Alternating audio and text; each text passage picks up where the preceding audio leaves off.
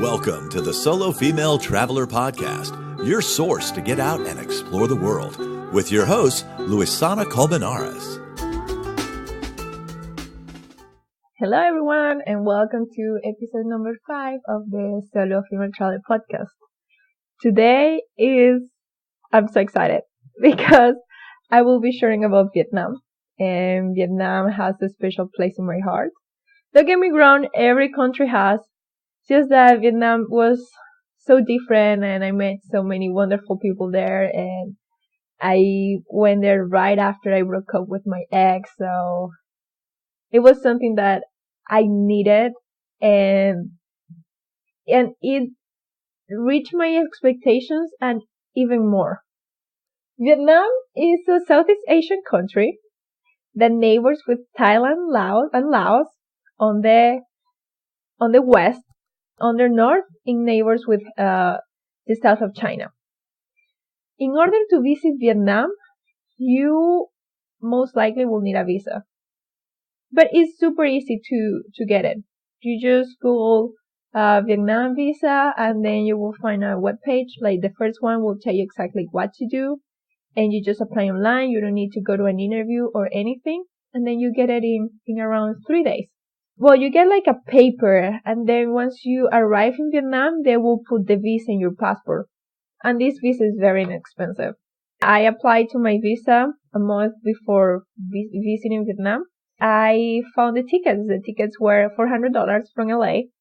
This was in January 2018. And I arrived there, and I had a friend waiting for me. Thank God, because it was overwhelming. Just the amount of people, and it was my first time in Asia, and it was overwhelming, and I didn't have signal. I had to buy a SIM card the next day, that's the way to go in Vietnam. You buy a SIM card and you get so many data for, I don't know, $5. It's crazy. So that's what I did. And I had unlimited data for the length of the trip. I start traveling from south to north. So I arrived in Ho Chi Minh, and then from there, me and my friends start motorbiking. We went to this national park. I think it's called Cat Ba. Pardon my pronunciation. And it was like a jungle, really nice, and they had crocodiles there and stuff. And then from there we went to Dalat, and then we started traveling up the coast. The jungle was amazing. Then Dalat I really liked the town. It was like a French town. People were so nice, and the weather was amazing.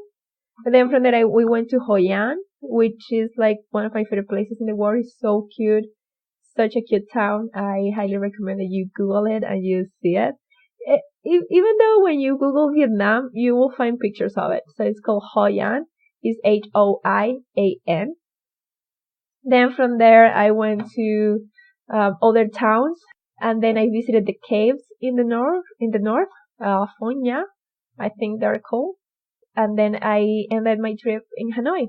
And in Hanoi, I only stayed for 3 days. It was too much for me, too noisy, too much traffic. But then from there, I went to this island where you take the Halong Bay tour, and then you stay in the island for a night or two, or whatever the time you want, and then you go back to Hanoi.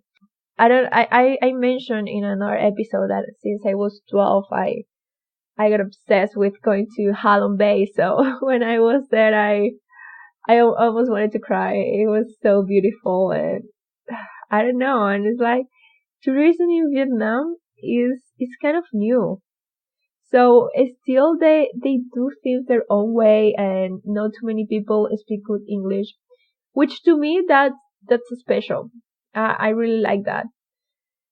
And yeah, that was about my experience. And with the people, I got just positive experiences. Like people wanting to talk to me all the time, or inviting me to eat with them, or just trying to communicate with me through signs, or just coming like straight to me with their phones and then take a selfie, and I was like, oh, okay. Yeah, and also when they will ask, where are you from? I will say from Venezuela, and they were like, oh, Venezuela, Miss Universe, the most beautiful women in the world. And this is because when the Miss Universe took place in Vietnam, Miss Venezuela was the winner. That made me feel really special. And there are some things about the culture that I still don't understand, like why, because this happened to me a lot, like people touching my nose and my eyebrows. And also, I really don't understand why women really don't mix with men. Like, for example, if there was a gathering or a dinner, only the guys will gather and then the women will be in a separate room. And I was gonna, and I was the only woman. So that is something I want to understand. And that's why today I invited a friend. She's from Vietnam. I want her to share more about her culture.